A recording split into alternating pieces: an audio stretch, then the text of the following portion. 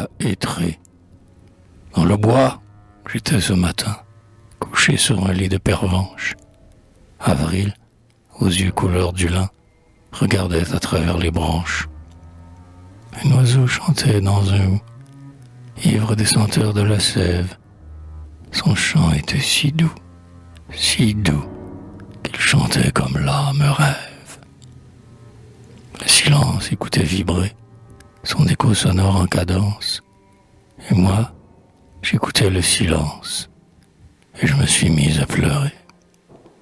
Et moi, j'écoutais le silence, en songeant que j'étais bien là, qu'ombre calme et calme indolence. Le bonheur est fait de cela, que notre désir est presbyte, que l'on veut être heureux trop long, qu'il suffit bien pour mourir vite, d'un peu de soleil dans un coin, que nous vivons dans le délire. Et je rêvais à nos combats, à nous qui luttons ici-bas. Et je me suis mis à sourire. À nous qui luttons ici-bas, à nous, les vainqueurs de la vie, à ces vaincus aux morts, hélas, à celles que Dieu m'a ravies, à leur noir ou m'étouffant devant le cercueil, sous la porte, je pensais que la chair morte ne me dirait plus « mon enfant ».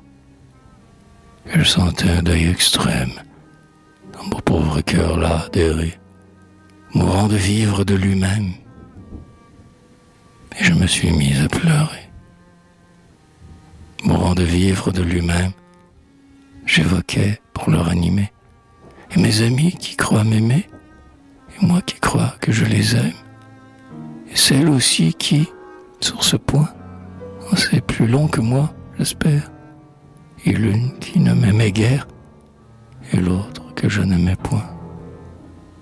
Ni meilleur pourtant, ni pire. Et puis, à pas traînant, je remontais le cours des ans. Mais je me suis mis à sourire. Je remontais le cours des ans. Source d'argent, fleuve de cendres, au rebord des autres courants.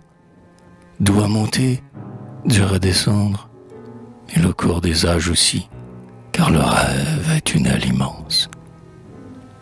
Et je la deux à celui-ci, de leur folie à sa démence, pensant, vivre, c'est espérer.